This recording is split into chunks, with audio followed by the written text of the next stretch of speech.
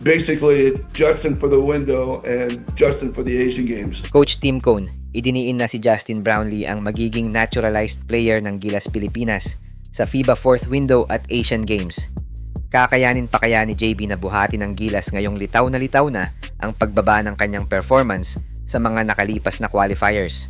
Pero bago yan mga idol, pindutin lang ang subscribe button para updated ka sa latest basketball news and highlights. Nilinaw ni Coach Tim Cone na wala nang magiging ibang naturalized player ang Gilas Pilipinas para sa paparating na 4th window at Asian Games kundi si 38-year-old at Barangay Ginebra resident import na si Justin Brownlee.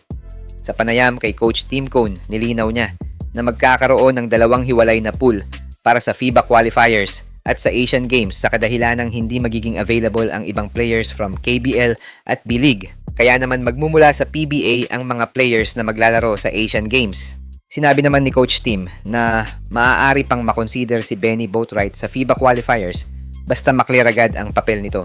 Pero slim chance lang daw yan at ang sigurado lang daw ay hindi makakapaglaro si Benny sa Asian Games dahil nga tinanggal na din siya ng Japan sa listahan ng Philippine team. Panigurado daw na si Justin Brownlee ang maglalaro sa 4th window at Asian Games basta 100% siya at walang iniindang injury.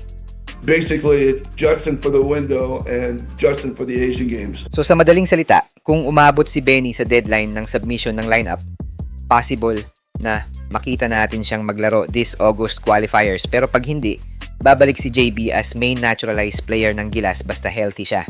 Ang nakakapagtaka lang dito mga idol, no? Bakit hindi na kinonsider si Jordan Clarkson? Since available naman siya at off-season pa sa NBA. Kung budget lang naman ang problema, sana magawa ng paraan ng SBP since nakayanan naman nila kunin si JC last World Cup at sulit yun para sa akin. May mga reserba namang naturalized players ang Pinas with Angelo Kwame at Malik Diouf. But I don't think Coach Tim will consider them sa qualifier since mas gusto ni CTCI players around his team, lalo na sa Ginebra. Malaking pagsubok nga ang darating na FIBA qualifiers dahil sa mga players na missing in action gaya ni na QMB, Kai Soto at Mike Phillips. Ito pa naman ang time na dapat maging solid ang lineup ng Gilas since nakataya sa window na to ang tsansa ng Gilas na makapasok sa World Cup. Wala pang balita kung sino ang mga ilalagay ni CTC sa pool pero I guess same players pa din with adjustment lang sa front court dahil nabawasan sila ng isang big man with Mike Phillips. Sa tingin nyo mga idol, makaisa kaya ang Gilas sa Iran, Syria at Jordan? Hi guys! Kung naghahanap ka ng legit Gilas jerseys, marami tayong partner stores ang nagbebenta niyan. All you have to do is i-click lang yung link sa gilid ng mga video at magpa-pop na yung mga stores sa gilid. Get yours now guys at huwag kalimutan mag-subscribe kay Overdrive Highlights.